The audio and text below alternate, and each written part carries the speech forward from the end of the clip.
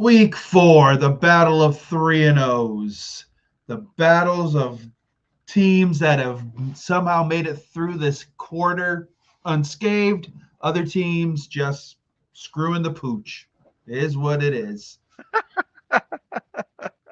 You're either good or you're just sucking so far. There really isn't that much in between at this point. Yeah, and we talked briefly off air about a little bit of sucking in this Thursday nighter between Seattle and Arizona. Arizona's defense is the only reason they're relevant, especially in this game. This is absolutely ridiculous. I've never seen a quarterback get sacked on a flea flicker before in my life, and it's just I don't know. Marvin Harrison Jr. I think is a fraud at this point. I've never seen somebody be the reason that your quarterback gets interceptions. It's just they can't. Connor's gone. They can't run the ball. It's just bad. Bad, bad, bad, bad. They're that bad. Believe me, Seattle isn't lighting it up either. Like their offense is competent, but some costly penalties and such, and they should be up by more than what they are now. Yeah. Well, let's talk about some teams that are lighting it up. Well, one, your Tampa Bay Buccaneers, who have been doing so just by the skin of their teeth, and then the Philadelphia Eagles doing it a little differently every week, it seems like.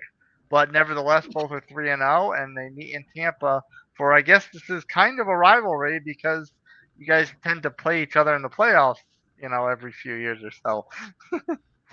Yeah, luckily we've kind of had their number the last couple of years, but this is going to be the first real test. You've got the injuries we're dealing with. Mike Evans is the latest to hit the injury list, so it's going to be interesting to see how this pans out. There's a chance Chris Godwin comes back, could eject a little juice to the offense, but again, it's probably going to come down to Baker, and if he can just tame this Eagles defense that's kind of been up and down. Yeah, and then I mean, we talked about it before as far as Tampa doing things the hard way and putting themselves in situations that Baker has to make up for at the end. Do you think that's possible against Philly, or if they dig themselves a hole, is Eagles just too good to make up for errors like that? It just depends on what Eagles offense you get. Let's be honest. If they try to run the ball the whole game, then they're playing into Tampa's hands because Tampa's a quality run defense. Now, if they decide that they want to just start chucking the ball all over the place, they're going to have success. It's going to be a situation of us converting third downs and having to make sure we go, almost score for score. It's going to be one of those games. And right now, with this offense as depleted as it is, I don't know if we can do that. So it all just depends on what Philly decides to do. They're Jekyll and Hyde. You don't know what offense you're going to get every week. Dare I say, Bucks McGee, you're actually wanting to see more Saquon Barkley? They haven't run the ball that well. Their run offense hasn't been it hasn't been what it was last year. So I would take my chance with that definitely. For sure. Is there which part of their path? Jalen airs it out because that's kind of how they were able to complete that comeback against the Rams. If he's able to air it out again, which weapon are you kind of most fearful of? I think anyone would tell you it's AJ Brown. There's no doubt he's the best receiver on that team. If they're airing it out, it goes through AJ. So you'd have to be able to clamp him down or just minimize his damage. And then, at that point, who do you pick to beat you elsewhere? Could be Smith. Smith is dynamic. Honestly, I'm no disrespect, but Dallas Goedert really hasn't had a great year this year either. So it's one of those things. So it's if you're talking the pass game, you limit AJ Brown and hope for the best. If in the run game, yeah, it's Saquon, but I would take my chances with the run game. Yeah, lacking a shutdown corner is a bit of a problem, huh? Hey man, is you just try to keep like I said, you minimize the damage. That's what it is, and Last week we did okay, but definitely could be better. We got a lot of youth in that secondary, so we'll see what happens. It'll be a fun game for sure. The little bit of history this week, we kick off the international series and the NFL's first game in Ireland. Uh, you're shaking your head because I imagine the Minnesota Vikings without their quarterback, they may have had a little bit of fool's gold last week with that horrendous Cincinnati defense, and of course your favorite topic to discuss, the Pittsburgh Steelers and Aaron Rodgers. Yeah, like exactly. Like, yeah, there's no reason somebody should get up early in the morning to watch this fiasco. Like the only reason I'm going to be up is because I'm driving to Tampa. Like there's no reason to be up for that. Like I literally would have gotten up 10 o'clock and been content catching this game at half. Like, all right, whatever. So the question is, can Carson Wentz drum up some offense? Or will the Steelers and their geriatric offense just nickel and dime it for the most part, and their defense save them? Right, and that's a tough guess to make as far as what you're going to get out of Carson Wentz because they put up big numbers last week, but Cincinnati's defense is horrendous. And Pittsburgh's defense was very bad for 2 weeks, and then they kind of showed up a little bit in New England. And Drake may had a couple touchdowns, but they also forced a couple turnovers from him.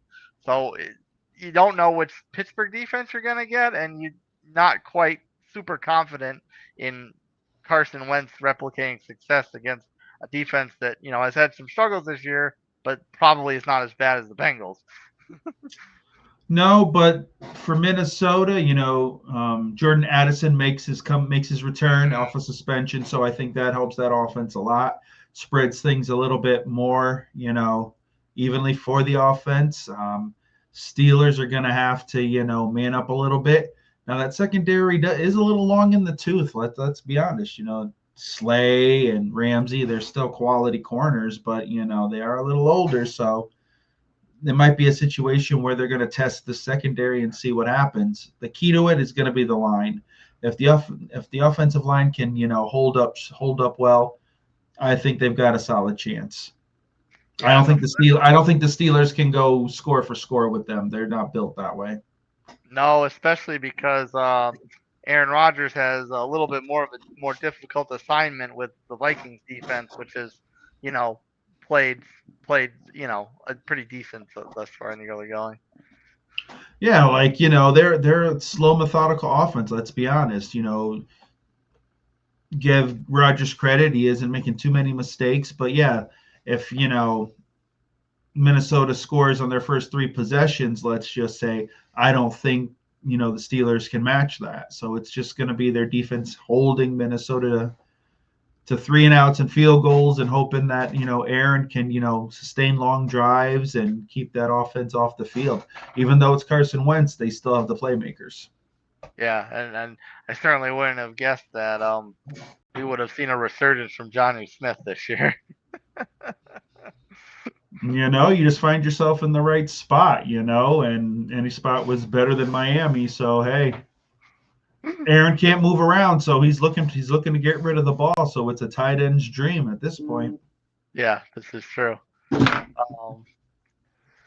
There's I don't know necessarily whether we'd call this one history, but it is the debut of one of the, I guess, top build draft picks from this past year.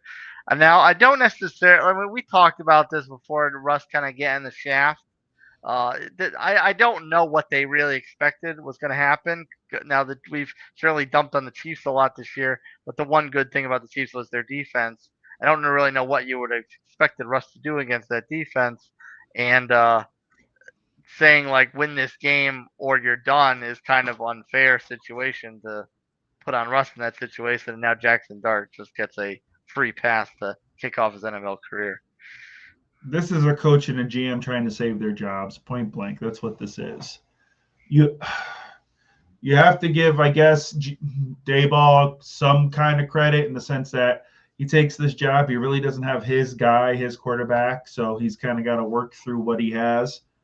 He did have early success with, Daniel Jones, and unfortunately then after that it fell apart. Now he has his guy. Dart, and now if Dart can't at least deliver, I think 7 to 8 wins, I think Dayball's out, and you're going to see somebody new there. But it's going to be the same situation. When it comes to GM and coaches, they want their guy, and that's what they're tied to. Yeah. You kind of get a pass when you have somebody else's pieces, and it's like, okay, well, this isn't who I would have wanted, but this is what you've given me to work with. So you kind of get an extra year or so to play with. So now, everyone's raving about this kid. Now it's his time. So I honestly thought they would have cut Russ or figured out a trade or something for him, because now, yeah, he's saying all the right things, but now you still have 3 quarterbacks in there, and you've basically shafted Jameis. Jameis is just doing TikToks, Yeah. living life. He's What? like, what about him? Why did they sign him? I have Doesn't make no any idea. sense to me. I have no idea what they thought this quarterback situation was going to turn into, but now you still got 3 guys sitting there, and it's like, okay. And So I give Jameis credit, he's being a good trooper and all that. But if at that point, if I'm him, I'm like, hey man, just cut me. Someone will sign me. He could end up back in freaking Cleveland. yeah, and yeah, I'm sure teams like the Browns, teams like the Vikings, which we just discussed, teams like the Bengals. I'm sure all these teams would be very eager to get a big armed quarterback to sling it around. Yeah, just to give him a shot at it. But for whatever reason, the Giants do what the Giants do, and now it's the Dart show. Now they've got some pieces around him. Scadaboo's played well. Neighbors is top tier talent, so there's pieces around him. It's just, is this offense going to be tailored to what he can do, and is the pressure going to be, okay, now you've got to get me 7-8 wins, man, or I'm going to lose my job? Is that what Brian Daboll is going to say? I don't know, but we're going to find out. I think there's a ridiculous amount of pressure on Dart, not just to save Daboll's job, because I think there's a possibility that Daboll might be gone one way or the other. So Dart has to put up an impressive enough performance from here through the rest of the season. So whoever comes in next maybe has the idea in the back of their head, okay, maybe I'll try to make it work with this kid. He's shown enough potential. Well, for where they drafted him, whatever coach comes in is going to have to. It wasn't like, this kid was a 4th-round pick or something. The Giants used draft capital on this kid. So the coach that you bring in has got to be a Dart fan and want to work with him and can develop him and do what needs to be done. It's going to be a mess. Like you said, typical Giants. They very much painted themselves in a corner. Yeah, it's one of those things where they're like, okay, well, let's make a couple moves. It's like putting a Band-Aid on a gunshot wound. Okay, let's sign Russell Wilson. Let's do this. Let's do that. Knowing very well what you were going to do. Just should have stuck with Jameis, bring the kid in, and go from there. It's a clean, quarterback room at that point. You don't have to worry about anything. So now you've got Russ there, going to be, be the rah-rah teammate, just waiting for this kid to fall apart. Because what happens if he just crashes and burns? Are you going back to Russ, or are you that desperate where you say, all right, Russ, no, I think Jameis is the guy? It's a mess. Yeah, I when they signed Russ, the first thing I thought of was like, why? You just signed Jameis. You may draft somebody. I don't think at the time they had, but of course, they wound up taking somebody. I'm like, what is the point of bringing in 2 veteran quarterbacks who are capable of doing the same thing, except one's a little younger? I don't know what the thought process was, but now here we are. So next man up, and it's the future of the Giants. So we'll see what happens. Maybe he catches fire. Like I said, if he can win 7 to 8 games, maybe some jobs are saved and they're going to be able to figure some things out and bring in some more pieces. But if not, it's a hell of a run, Brian. Hell of a run. See where you end up next. And the task at hand is the Chargers, who are 3-0, have a decent defense. The offense is, been a little up and down, but generally consistent. At least if your name's Quentin Johnston. So, is this also just kind of like dead on arrival type of expectation for Dart to have a good debut against. I think the Chargers are out for blood because I think the Chargers think that if later on that night, if the Ravens can actually play a decent game of 4 quarters, they can handle the Chiefs. Mm-hmm. If so, I think the Chargers are sitting there saying, you know what, we're playing the Giants. We have to win.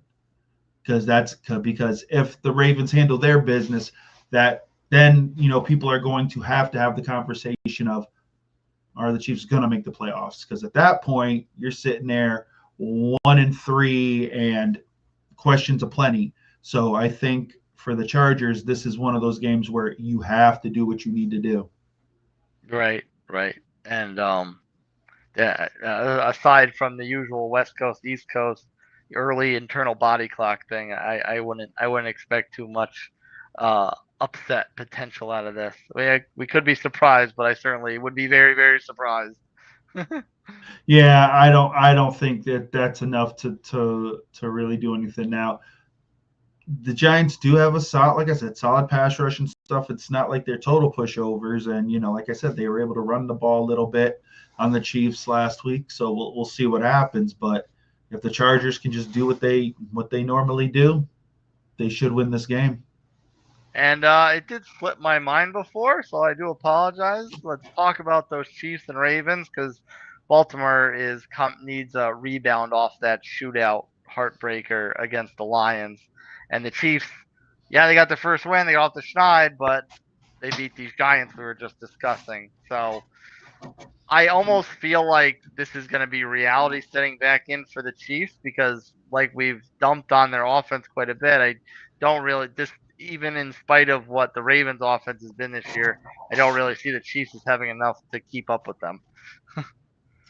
The Ravens have just got to put together a consistent offensive game overall. It's just, and it's got to be everybody. Zay Flowers, Andrews, all those guys, all of a sudden, Derrick Henry's got a case of the dropsies, the fumbleitis, like that's got to stop.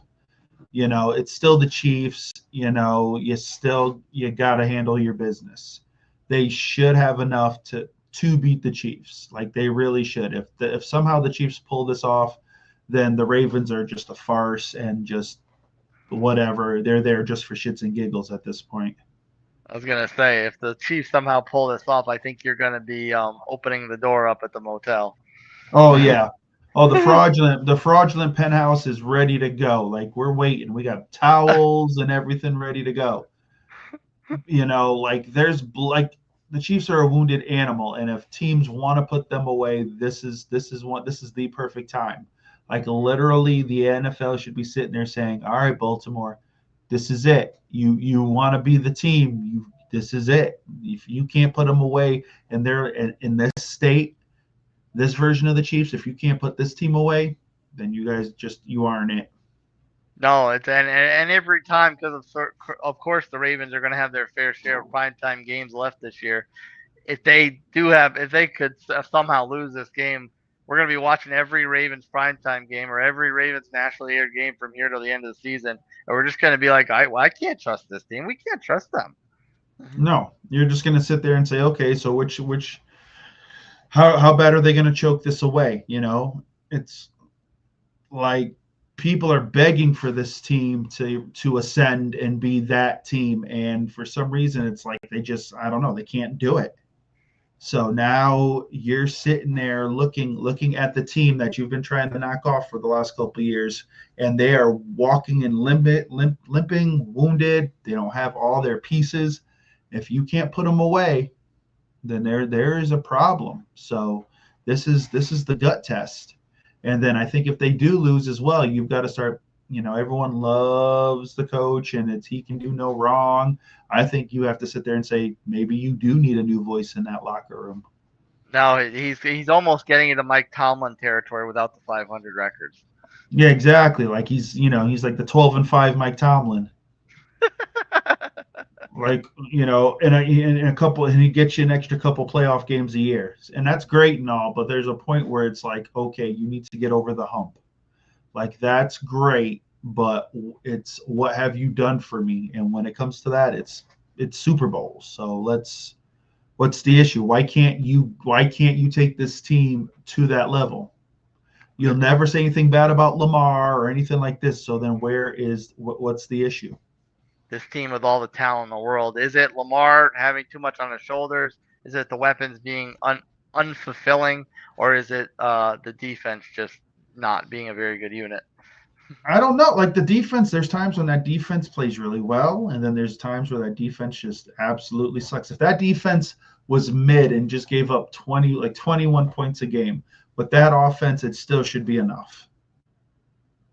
But for whatever reason, it's not, and no one, like I said, no one wants to talk bad about Harbaugh or anything like that. It's, oh, he's great, he's great, he's great. So then what's the problem? No one will talk bad about Lamar. Then what is it? What is the problem? There's an elephant in the room that nobody wants to call out. Yeah. And until they do that, this is what this team is going to be. This is going to be the high-end Pittsburgh Steelers. I think we're not gonna let that die for a while. I think we'll ride that one. Oh, we are. And if they lose this week, then oh man, they're getting they'll get a full 40 minutes from me. Most excellent. We'll wrap up the show with a fun little revisit topic to something we talked last week. Who has a worse defense between the Cowboys and the Bengals? So we saw Caleb Williams and Carson Wentz able to light those defenses up last week. So what can we possibly expect this week from Jordan Love visiting Big D and Bo Nix hosting the Bengals? Oh, jeez. Well, the Broncos have been up and down, so they've got to figure their situation out. So I can't say that maybe this is what if your team is ailing, maybe you just need a good old shot of Bengals or Cowboys juice and you're ready to go. I don't know, but I'll tell you this, man. If the Broncos, same thing. If the Broncos can't handle this situation, then the fraudulent word may come around because I was horrible to them last year and they totally proved me wrong. And so far, I gave them credit and they're limping around. Cowboys, they're just an absolute mess.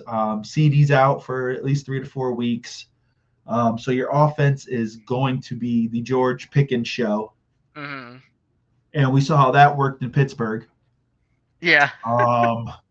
They do have a bit of a run game, so that's interesting. But I don't